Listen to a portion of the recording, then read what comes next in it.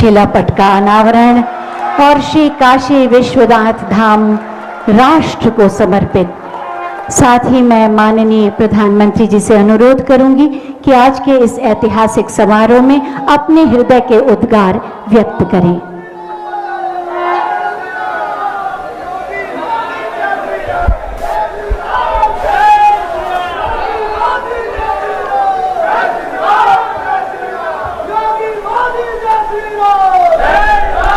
हर हर महादेव, हर हर महादेव। नमः पार्वती पते। माता अन्नपूर्णा की, गंगा मैया की। इस ऐतिहासिक आयोजन में उपस्थित उत्तर प्रदेश की राज्यपाल श्रीमती आनंदीबेन पटेल, उत्तर प्रदेश के मुख्यमंत्री कर्मयोगी श्री योगी आदित्यनाथ जी, भारतीय जनता पार्टी के राष्ट्रीय अध्यक्ष, हम सबके मार्गदर्शक श्रीमान जेपी नड्डा जी, उप मुख्यमंत्री भाई केशव प्रसाद मौर्य जी, दिनेश शर्मा जी, केंद्र में मंत्रिपरिषद के मेरे साथी महेंद्र नाथ पांडे जी, उत्तर प्रदेश भारतीय जनता पार्टी के अध्यक्ष स्वतंत्र देव सिंह जी, यहां के मंत्री श्रीमान नीलकंठ तिवारी जी, देश के हर कोने से आए हुए पूज्य संतगण और मेरे प्यारे काशीवासी,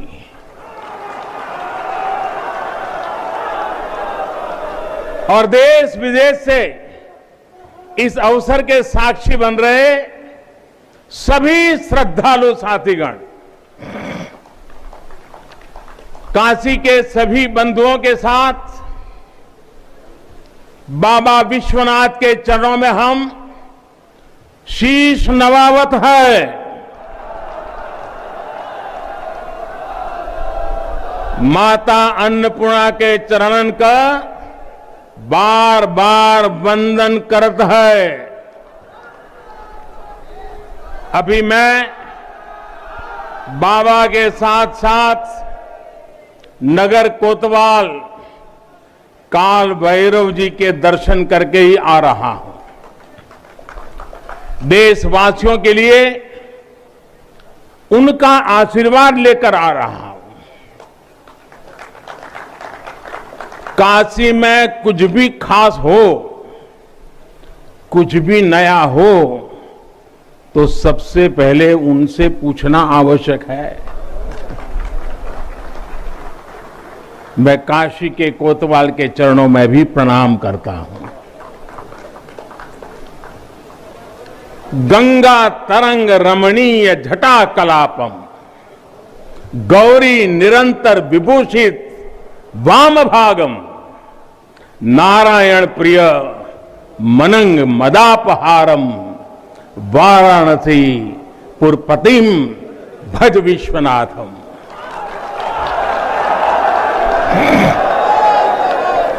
हम बाबा विश्वनाथ दरबार से देश दुनिया के उन श्रद्धालु जनन के प्रणाम करत है जो अपने अपने स्थान से इस महायज्ञ के साक्षी बनत होन। हम आप सब काशीवासी लोगन के प्रणाम करत है, जिनके सहयोग से इस शुभ घड़ी आयल है।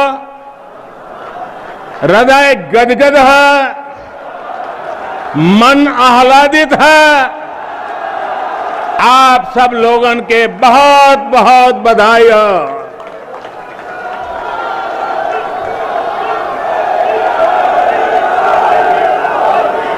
साथियों, हमारे पुराणों में कहा गया है कि जैसे ही कोई काशी में प्रवेश करता है, सारे बंधनों से मुक्त हो जाता है।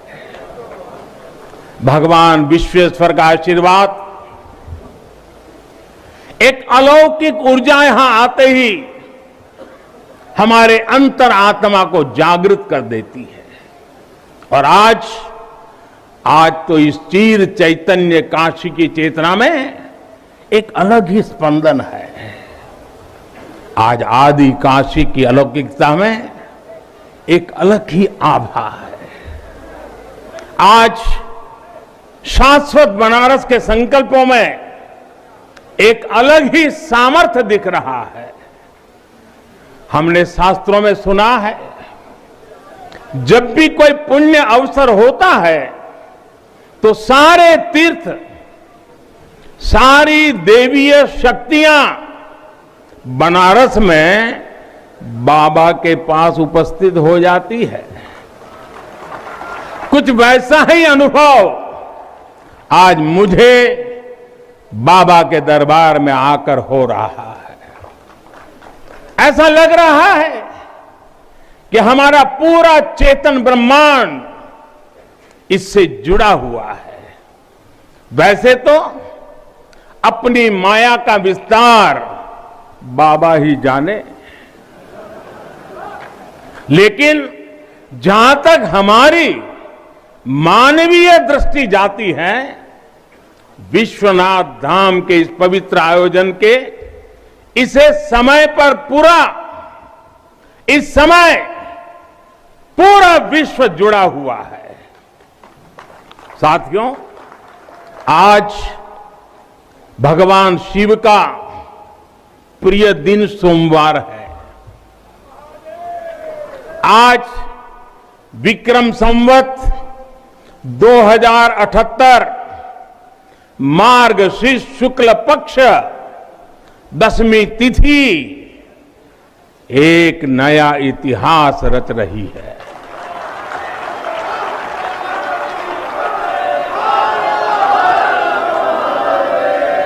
और हमारा सौभाग्य है कि हम इस तिथि के साक्षी बन रहे हैं। आज विश्वनाथ धाम अकल्पनीय अनंत ऊर्जा से भरा हुआ है। उसका वैभव विस्तार ले रहा है। इसकी विशेषता आसमान छू रही है। यहां आसपास जो अनेक प्राचीन मंदिर लुप्त हो गए थे, उन्हें भी पुनः स्थापित किया जा चुका है। बाबा अपने भक्तों की सदियों की सेवा से प्रसन्न हुए हैं, इसलिए उन्होंने आज के दिन का हमें आशीर्वाद दिया है। विश्वनाथ धाम का ये पूरा नया परिसर एक भव्य भवन भर नहीं है, ये प्रतीक है हमारे भारत की सनातन संस्कृति का। ये प्रतीक है हमारी आध्यात्मिक आत्मा का। ये प्रतीक है भारत की प्राचीनता का, परंपराओं का, भारत की ऊर्जा का, गतिशीलता का। आप यहां जब आएंगे तो केवल आस्था के ही दर्शन होंगे ऐसा नहीं है। आपको यहां अपने अतीत के गौरव का एहसास भी होगा। कैसे प्राचीनता और नवीनता एक साथ सजीव हो रही है, कैसे पुरातन की प्रेरणाएं भविष्य को दिशा दे रही हैं, इसके साक्षात दर्शन विश्वनाथ धाम परिसर में हम कर रहे हैं। साथियों, जो मां गंगा उत्तर वाहिनी होकर बाबा के पांव पखारने काशी आती है, वो मां गंगा भी आज बहुत प्रसन्न होगी। अब जब हम भगवान विश्वनाथ के चरणों में प्रणाम करेंगे, ध्यान लगाएंगे, तो मां गंगा को स्पर्श करती हुई हवा हमें स्नेह देगी, हमें आशीर्वाद देगी।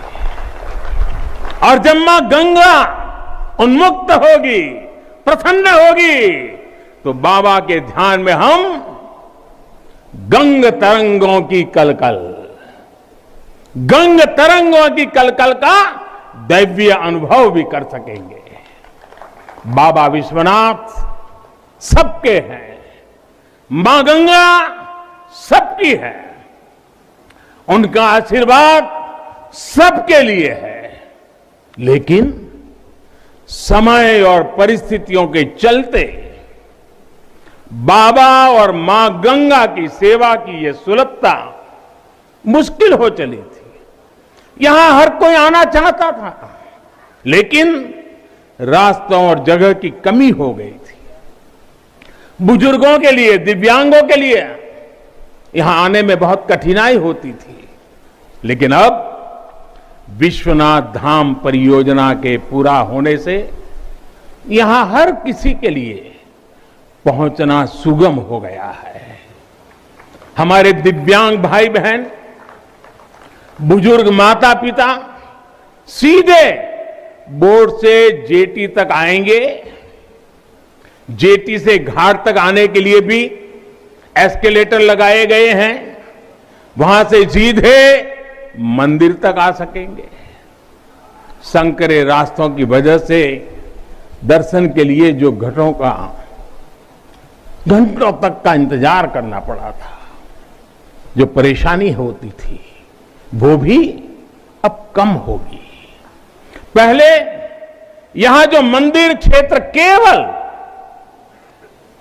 3000 वर्ग फीट में था, वो अब करीब करीब 5 लाख वर्ग फीट का हो गया है।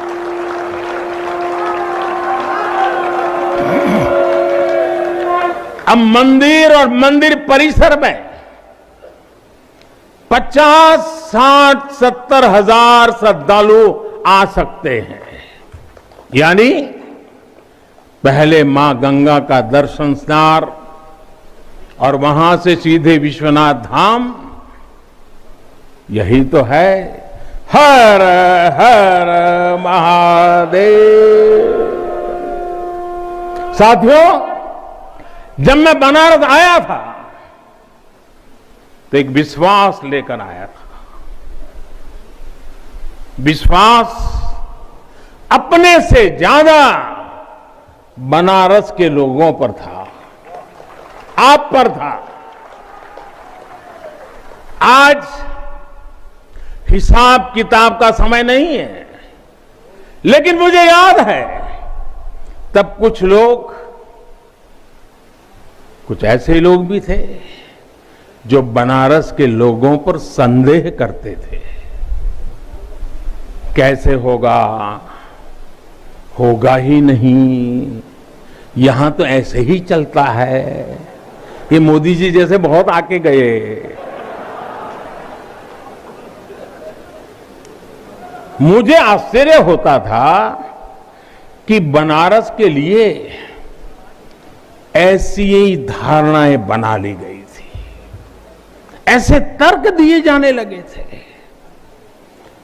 ये जड़ता बनारस की नहीं थी, हो भी नहीं सकती थी। थोड़ी बहुत राजनीति थी, थोड़ा बहुत कुछ लोगों का निजी स्वार्थ, इसलिए बनारस पर आरोप लगाए जा रहे थे। लेकिन काशी तो काशी है, काशी तो अविनाशी है। काशी में एक ही सरकार है,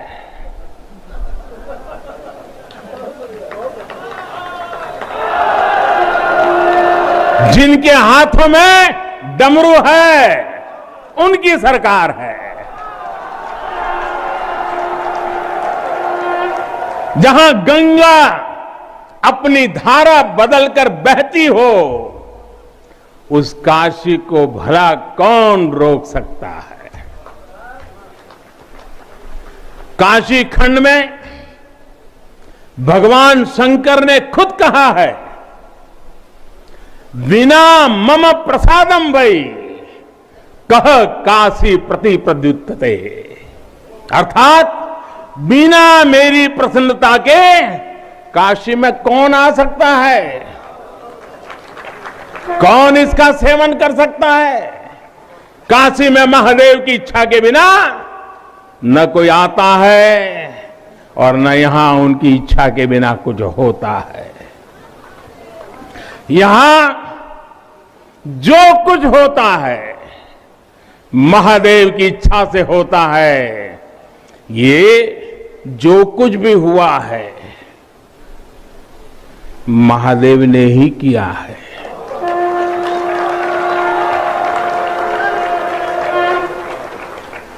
ई विश्वनाथ धाम तो बाबा आपन आशीर्वाद से बनेले हुअन,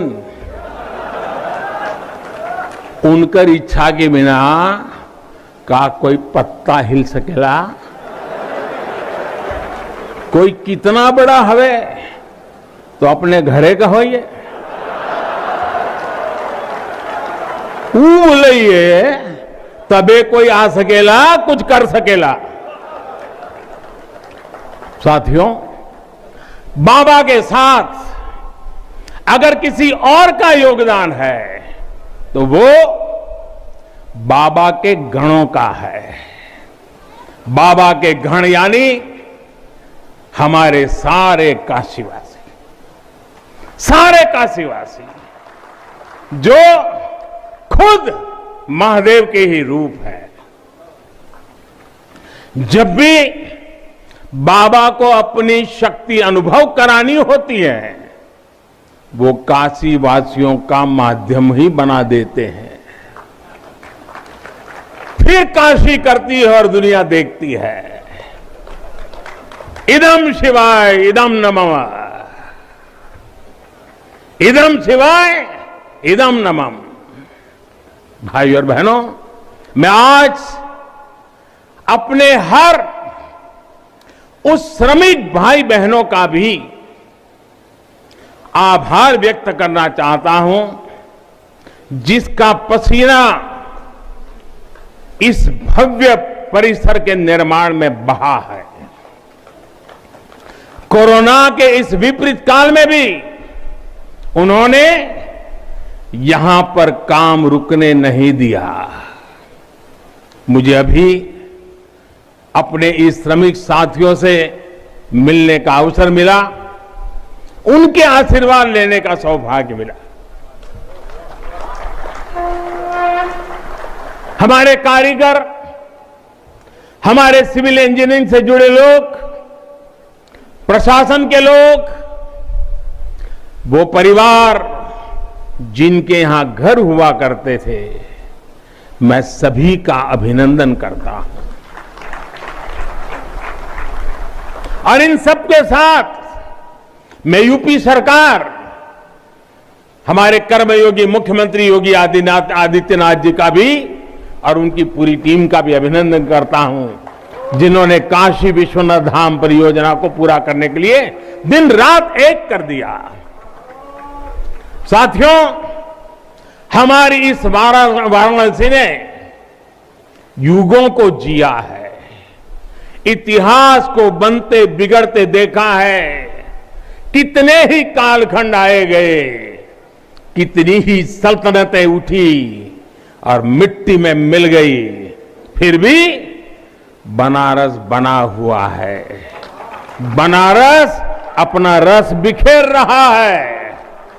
बाबा का ये धाम शाश्वत ही नहीं रहा है, इसके सौंदर्य ने भी हमेशा संसार को आश्चर्यचकित और आकर्षित किया है। हमारे पुराणों में प्राकृतिक आभा से घिरी काशी से, काशी के ऐसे ही दिव्य स्वरूप का वर्णन किया गया है। अगर हम ग्रंथों को देखेंगे, शास्त्रों को देखेंगे, इतिहासकारों ने भी वृक्षों, सरोवरों, तालाबों से घिरी काशी के अद्भुत स्वरूप का बखान किया है। लेकिन समय कभी एक जैसा नहीं रहता। आतताइयों ने इस नगरी पर आक्रमण किए, इसे ध्वस्त करने के प्रयास किए। औरंगजेब के अत्याचार, उसके आतंक का इतिहास साक्षी है। जिसने सभ्यता को तलवार के बल पर बदलने की कोशिश की, जिसने संस्कृति को कट्टरता से कुचलने की कोशिश की, लेकिन इस देश की मिट्टी बाकी दुनिया से कुछ अलग है। यहां अगर औरंगजेब आता है तो शिवाजी भी उठ खड़े होते हैं। अगर कोई सालार मसूद इधर बढ़ता है तो राजा सुहेलदेव जैसे वीर योद्धा उसे हमारी एकता की ताकत का एहसास करा देते हैं। और अंग्रेजों के दौर में भी वॉरेन हेस्टिंग का क्या हाल काशी के लोगों ने किया था। ये तो काशी के लोग समय समय पर बोलते रहते हैं और काशी की जुबान पर निकलता है, घोड़े पर हौदा और हाथी पर जिन जान लेकर भागल वॉरेन हेस्टिंग। साथियों, आज समय का चक्र देखिए, आतंक के वो पर्याय इतिहास के काले पन्नों तक सिमट कर रह गए हैं और मेरी काशी आगे बढ़ रही है, अपने गौरव को फिर से नई भव्यता दे रही है। साथियों, काशी के बारे में मैं जितना बोलता हूं उतना डूबता जाता हूं, उतना ही भावुक हो जाता हूं। काशी शब्दों का विषय नहीं है, काशी संवेदनाओं की सृष्टि है। काशी वो है जहां जागृति ही जीवन है। काशी वो है जहां मृत्यु भी मंगल है। काशी वो है जहां सत्य ही संस्कार है। काशी वो है जहां प्रेम ही परंपरा है। भाइयों बहनों, हमारे शास्त्रों ने भी काशी की महिमा गाते हुए आखिर में क्या कहा? नेति नेति ही कहा है। यानी जो कहा उतना ही नहीं है, उससे भी आगे कितना कुछ है। हमारे शास्त्रों ने कहा है, शिवम ज्ञायन इति ब्रूयो, शिव शब्दार्थ चिंतका, अर्थात शिव शब्द का चिंतन करने वाले लोग शिव को ही ज्ञान कहते हैं। इसलिए ये काशी शिवमयी है, अशाच प्रकारच्या महत्वपूर्ण बातम्या पाहण्यासाठी जगदीश न्यूजला लाईक करा, शेअर करा व या चॅनलला सबस्क्राइब करा। अनुसंधान, जय हिंद, जय महाराष्ट्र। काशी और भारत के लिए स्वाभाविक निष्ठा रहे हैं। भगवान शिव ने स्वयं कहा है, सर्व क्षेत्रेषु भूपृष्ठे, सर्व क्षेत्रेषु भूपृष्ठे काशी क्षेत्रम च मे वपु, अर्थात धरती के सभी क्षेत्रों में काशी साक्षात मेरा ही शरीर है। इसलिए यहां का पत्थर, यहां का हर पत्थर शंकर है। इसलिए हम अपनी काशी को सजीव मानते हैं और इसी भाव से हमें अपने देश के कण कण में मातृभाव का बोध होता है। हमारे शास्त्रों का वाक्य है, दृश्यते स्वर्ग सर्वे है, काश्यम विश्वेश्वर तथा, यानी काशी में सर्वत्र हर जीव में भगवान विश्वेश्वर के ही दर्शन होते हैं। इसलिए काशी जीवत्व को सीधे शिवत्व से जोड़ती है। हमारे ऋषियों ने भी कहा है, विश्वेश्वम शरणम याया समय बुद्धि प्रदास्यति, अर्थात भगवान विश्वेश्वर की शरण में आने पर समबुद्धि व्याप्त हो जाती है। बनारस वो नगर है जहां से जगत गुरु शंकराचार्य को श्री डोम राजा की पवित्रता से प्रेरणा मिली। उन्होंने देश को एकता के सूत्र में बांधने का संकल्प लिया।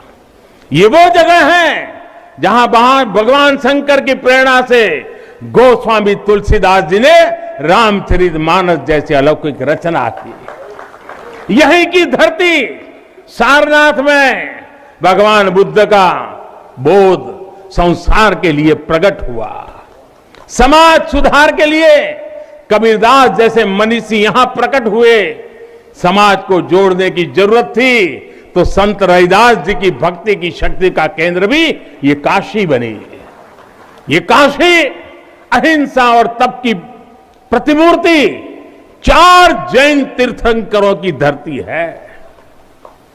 राजा हरिश्चंद्र की सत्यनिष्ठा से लेकर वल्लभाचार्य और रामानंद जी के ज्ञान तक, चैतन्य महाप्रभु और समर्थ गुरु रामदास के से लेकर स्वामी विवेकानंद और मदन मोहन मालवीय तक कितने ही ऋषियों और आचार्यों का संबंध काशी की पवित्र धरती से रहा है। छत्रपति शिवाजी महाराज ने यहां प्रेरणा पाई। रानी लक्ष्मीबाई से लेकर चंद्रशेखर आजाद तक कितने ही सेनानियों की कर्मभूमि जन्मभूमि काशी रही है। भारतेंदु हरिश्चंद्र, जयशंकर प्रसाद, मुंशी प्रेमचंद, पंडित रविशंकर और बिस्मिल्लाह खान जैसी प्रतिभाएं इस स्मरण को कहां तक लेते जाए, कितना कहते जाए, भंडार भरा पड़ा है। जिस तरह काशी अनंत है वैसे ही काशी का योगदान भी अनंत है। काशी के विकास में इन अनंत पुण्य आत्माओं की ऊर्जा शामिल है। इस विकास में भारत की अनंत परंपराओं की विरासत शामिल है। इसलिए हर मत मतांतर के लोग, हर भाषा वर्ग के लोग यहां आते हैं तो यहां से अपना जुड़ाव महसूस करते हैं। साथियों, काशी हमारे भारत की सांस्कृतिक आध्यात्मिक राजनीति तो राजधानी तो है ही, ये भारत की आत्मा का एक जीवंत अवतार भी है। आप देखिए, पूरब और उत्तर को जोड़ती हुई यूपी में बसी ये काशी, यहां विश्वनाथ मंदिर को तोड़ा गया तो मंदिर का पुनर्निर्माण माता अहल्याबाई होलकर ने करवाया। जिनकी जन्मभूमि महाराष्ट्र थी, जिनकी कर्मभूमि इंदौर, माहेश्वर और अनेक क्षेत्रों में थी, उन माता अहल्याबाई होलकर को आज मैं इस अवसर पर नमन करता हूं। 200-250 साल पहले उन्होंने काशी के लिए इतना कुछ किया था, तब के बाद काशी के लिए इतना काम अब हुआ है। साथियों, बाबा विश्वनाथ मंदिर की आभा बढ़ाने के लिए पंजाब से महाराजा रणजीत सिंह ने 23 मण सोना चढ़ाया था। इसके शिखर पर सोना मढ़वाया था। पंजाब से पूज्य गुरु नानक देव जी भी काशी आए थे, यहां सत्संग किया था। दूसरे सिख गुरुओं का भी काशी से विशेष रिश्ता रहा था। पंजाब के लोगों ने काशी के पुनर्निर्माण के लिए दिल खोलकर दान दिया था। पूरब में बंगाल की रानी भवानी ने बनारस के विकास के लिए अपना सब कुछ अर्पण किया। मैसूर और दूसरे दक्षिण भारतीय राजाओं का भी बनारस के लिए बहुत बड़ा योगदान रहा है। एक ऐसा शहर है जहां आपको उत्तर, दक्षिण, नेपाली, लगभग हर तरह की शैली के मंदिर दिख जाएंगे। विश्वनाथ मंदिर इसी आध्यात्मिक चेतना का केंद्र रहा है और अब ये विश्वनाथ धाम परिसर अपने भव्य रूप में इस चेतना को और ऊर्जा देगा। साथियों, दक्षिण भारत के लोगों की काशी के प्रति आस्था, दक्षिण भारत का काशी पर और काशी का दक्षिण भारत पर प्रभाव हम सब भली भांति जानते हैं। एक ग्रंथ में लिखा है, तेनो पयाथेन कदाचनात् वाराणसीम पाप निवारणं आवादी वाणी बलिना सविष्यन विलोक्य लीला वासरे विलिप्ता। कन्नड़ भाषा में कहा गया है, यानी जब सदगुरु माधवाचार्य जी अपने शिष्यों के साथ चल रहे थे तो उन्होंने कहा था कि काशी के विश्वनाथ पाप का निवारण करते हैं। उन्होंने अपने शिष्यों को काशी के वैभव और उसकी महिमा के बारे में भी समझाया। साथियों, सदियों पहले की ये भावना निरंतर चली आ रही है। मां कवि सुब्रमण्यम भारती, काशी प्रवास ने जिनके जीवन की दिशा बदल दी, उन्होंने एक जगह लिखा है, तमिल में लिखा है, काशी नगर पुलवर पेशुभ उरई दान कांजी इल के पदर कौर खरूबी सेवोम। यानी काशी नगरी के संत कवि का भाषण कांचीपुर में सुनने का साधन बनाएंगे। काशी से निकला हर संदेश ही इतना व्यापक है कि देश की दिशा बदल देता है। वैसे मैं एक बात और कहूंगा, मेरा पुराना अनुभव है, हमारे घाट पर रहने वाले, नाव चलाने वाले कई बनारसी साथी तो, और आपने भी कभी अनुभव किया होगा, तमिल, कन्नड़ा, तेलुगु, मलयालम इतनी फराटेदार तरीके से बोलते हैं कि लगता है कि कहीं केरला, तमिलनाडु या कर्नाटक तो नहीं आ गए। अब इतना बढ़िया बोलते हैं। साथियों, भारत की हजारों सालों की ऊर्जा ऐसे ही तो सुरक्षित रही है, संरक्षित रही है। जब अलग अलग स्थानों के क्षेत्रों के सूत्र से जुड़ते हैं तो भारत एक भारत श्रेष्ठ भारत के रूप में जागृत होता है। इसलिए हमें सौराष्ट्र सोमनाथम से लेकर अयोध्या, मथुरा, माया, काशी, कांची, अवंतिका का हर दिन स्मरण करना सिखाया जाता है। हमारे यहां तो 12 ज्योतिर्लिंगों के स्मरण का ही फल बताया गया है। तस्य तस्य फल प्राप्ति ही भविष्यति न संशय। यानी सोमनाथ से लेकर विश्वनाथ तक 12 ज्योतिर्लिंगों का स्मरण करने से हर संकल्प सिद्ध हो जाता है, इसमें कोई संशय ही नहीं है।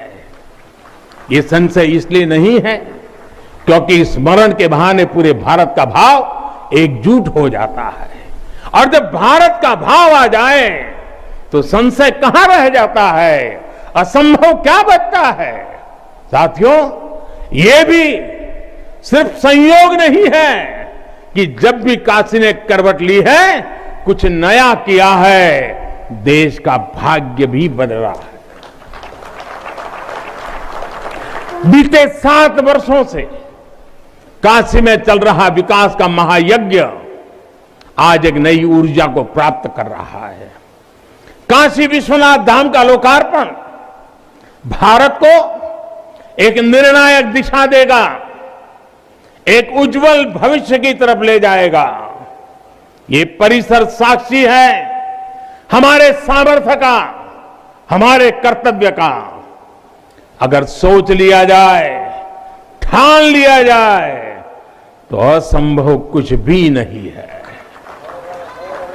हर भारतवासी की भुजाओं में वो बल है, हर भारतवासी की भुजाओं में वो बल है जो अकल्पनीय को साकार कर देता है।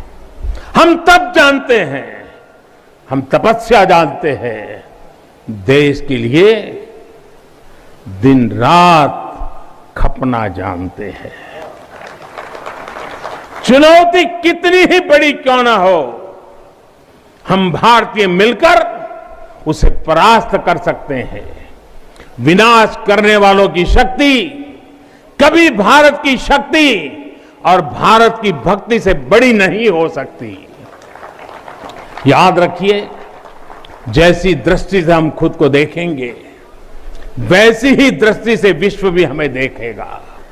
मुझे खुशी है कि सदियों की गुलामी ने हम पर जो प्रभाव डाला था, जिस हीन भावना से भारत को भर दिया गया था, अब आज का भारत उससे बाहर निकल रहा है। आज का भारत सिर्फ सोमनाथ मंदिर का सौंदर्यीकरण ही नहीं करता, बल्कि समंदर में हजारों किलोमीटर ऑप्टिकल फाइबर भी बिछा रहा है। आज का भारत सिर्फ बाबा केदारनाथ मंदिर का जीर्णोद्धार ही नहीं कर रहा, बल्कि अपने दमखम पर अंतरिक्ष में भारतीयों को भेजने की तैयारी में जुटा है। आज का भारत सिर्फ अयोध्या में प्रभु श्री राम का मंदिर ही नहीं बना रहा, बल्कि देश के हर जिले में मेडिकल कॉलेज भी बना रहा है। आज का भारत सिर्फ बाबा विश्वनाथ धाम को भव्य रूप ही नहीं दे रहा, बल्कि गरीब के लिए करोड़ों पक्के घर भी बना रहा है। साथियों, नए भारत में अपनी संस्कृति का गर्व भी है और अपने सामर्थ्य पर उतना ही भरोसा भी है। नए भारत में विरासत भी है और विकास भी है। आप देखिए, अयोध्या से जनकपुर आना जाना आसान बनाने के लिए राम जन्म की मार्ग का निर्माण हो रहा है। आज भगवान राम से जुड़े स्थानों को रामायण सर्किट से जोड़ा जा रहा है और साथ ही रामायण ट्रेन चलाई जा रही है। बुद्ध सर्किट पर ही काम हो रहा है, तो साथ ही कुशीनगर में इंटरनेशनल एयरपोर्ट भी बनाया गया है। करतारपुर साहिब कॉरिडोर का निर्माण किया गया है, तो वहीं हेमकुंड साहिब जी के दर्शन आसान बनाने के लिए रोपवे बनाने की भी तैयारी है। उत्तराखंड में 4 धाम सड़क महापरियोजना पर भी तेजी से काम जारी है। भगवान विट्ठल के करोड़ों भक्तों के आशीर्वाद से श्री संत ज्ञानेश्वर महाराज पालकी मार्ग और संत तुकाराम महाराज पालकी मार्ग का भी काम अभी कुछ हफ्ते पहले शुरू हो चुका है। साथियों, केरला में गुरुवायूर मंदिर हो या तमिलनाडु में कांचीपुरम वेलंकानी, तेलंगाना का जोगलांबा देवी मंदिर हो या फिर बंगाल का बेलूर मठ, गुजरात में द्वारका जी हो या फिर अरुणाचल प्रदेश का परशुराम कुंड, देश के अलग अलग राज्यों में हमारी आस्था और संस्कृति से जुड़े ऐसे अनेकों पवित्र स्थानों पर पूरे भक्ति भाव से काम किया गया है, काम चल रहा है। भाइयों और बहनों, आज का भारत अपनी खोई हुई विरासत को फिर से संजो रहा है। यहां काशी में तो माता अन्नपूर्णा खुद विराजती है। मुझे खुशी है कि काशी से चुराई गई मां अन्नपूर्णा की प्रतिमा 1 शताब्दी के इंतजार के बाद, 100 साल के बाद अब फिर से काशी में स्थापित की जा चुकी है। माता अन्नपूर्णा की कृपा से कोरोना के कठिन समय में देश ने अपने अन्न भंडार खोल दिए। कोई गरीब भूखा न सोए, इसका ध्यान रखा। मुफ्त राशन का इंतजाम किया। साथियों, जब भी हम भगवान के दर्शन करते हैं, मंदिर आते हैं, कई बार ईश्वर से कुछ मांगते हैं, कुछ संकल्प लेकर भी जाते हैं। मेरे लिए तो जनता जनार्दन ईश्वर का रूप है। मेरे लिए हर भारतवासी ईश्वर का ही अंश है। जैसे सब लोग भगवान के पास जाकर के मांगते हैं, जब मैं आपको भगवान मानता हूं, जनता जनार्दन को ईश्वर का रूप मानता हूं, तो मैं आज आपसे कुछ मांगना चाहता हूं। मैं आपसे कुछ मांगता हूं। मैं आपसे अपने लिए नहीं, हमारे देश के लिए 3 संकल्प चाहता हूं। भूल मत जाना, 3 संकल्प चाहता हूं और बाबा की पवित्र धरती से मांग रहा हूं। पहला, स्वच्छता, दूसरा सृजन और तीसरा आत्मनिर्भर भारत के लिए निरंतर प्रयास।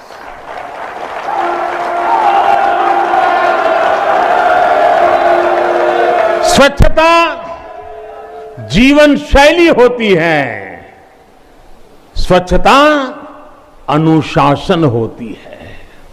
ये अपने साथ कर्तव्यों की एक बहुत बड़ी श्रृंखला लेकर आती है। भारत चाहे जितना ही विकास करे, स्वच्छ नहीं रहेगा तो हमारे लिए आगे बढ़ पाना मुश्किल होगा। इस दिशा में हमने बहुत कुछ किया है, लेकिन हमें अपने प्रयासों को और बढ़ाने होंगे। कर्तव्य की भावना से भरा आपका एक छोटा सा प्रयास देश की बहुत मदद करेगा। यहां बनारस में भी, शहर में, घाटों पर स्वच्छता को हमें एक नए स्तर पर लेकर जाना है। गंगा जी की स्वच्छता के लिए उत्तराखंड से लेकर बंगाल तक कितने ही प्रयास चल रहे हैं। नमामि गंगे अभियान की सफलता बनी रहे, इसके लिए हमें सजग होकर काम करते रहना होगा। साथियों, गुलामी के लंबे कालखंड है, हम भारतीयों का आत्मविश्वास ऐसा तोड़ा कि हम अपने ही सृजन पर विश्वास खो बैठे। आज हजारों वर्ष पुरानी इस काशी से मैं हर देशवासी का आह्वान करता हूं, पूरे आत्मविश्वास से सृजन करिए, इनोवेट करिए, इनोवेटिव तरीके से करिए। जब भारत का युवा कोरोना के इस मुश्किल काल में सैकड़ों स्टार्टअप बना सकता है, इतनी चुनौतियों के बीच 40 से ज्यादा यूनिकॉर्न बना सकता है, वो भी ये दिखाता है कुछ भी कर सकता है। आप सोचिए, एक यूनिकॉर्न यानी स्टार्टअप करीब करीब 7-7 हजार करोड़ रुपए से भी ज्यादा का है और पिछले 1-1.5 साल में बना है। इतने कम समय में है, यह अभूतपूर्व है। हर भारतवासी जहां भी है, जिस भी क्षेत्र में है, देश के लिए कुछ नया करने का प्रयास करेगा, तभी नए मार्ग मिलेंगे, नए मार्ग बनेंगे और हर नई मंजिल पाकर रहेंगे। भाइयों और बहनों, तीसरा एक संकल्प जो आज हमें लेना है वो है आत्मनिर्भर भारत के लिए अपने प्रयास बढ़ाने का। ये आजादी का अमृत काल है। हम आजादी के 75वें साल में है, जब भारत 100 साल की आजादी का समारोह बनाएगा, तब का भारत कैसा होगा, इसके लिए हमें अभी से काम करना होगा। और इसके लिए जरूरी है हमारा आत्मनिर्भर होना। जब हम देश में बनी चीजों पर गर्व करेंगे, जब हम लोकल के लिए वोकल होंगे, जब हम ऐसी चीजों को खरीदेंगे जिसे बनाने में किसी भारतीय का पसीना बहा हो, तो इस अभियान को मदद करेंगे। अमृत काल में भारत 130 करोड़ देशवासियों के प्रयासों से, सबके प्रयासों से आगे बढ़ रहा है। महादेव की कृपा से, हर भारतवासी के प्रयास से हम आत्मनिर्भर भारत का सपना सच होता देखेंगे। इसी विश्वास के साथ मैं बाबा विश्वनाथ के, माता अन्नपूर्णा के, काशी कोतवाल के और सभी देवी देवताओं के चरणों में एक बार फिर प्रणाम करता हूं। इतनी बड़ी तादाद में देश के अलग अलग कोने से पूज्य संत महात्मा पधारे हैं। यह हमारे लिए, मुझ जैसे एक सामान्य नागरिक के लिए यह सौभाग्य की पल है। मैं सभी संतों का, सभी पूज्य महात्माओं का सर झुका करके हृदय से अभिनंदन करता हूं, प्रणाम करता हूं। मैं आज सभी काशीवासियों को, देशवासियों को फिर से बधाई देता हूं, बहुत बहुत शुभकामनाएं देता हूं। हर हर महादेव, हर हर महादेव, हर हर महादेव।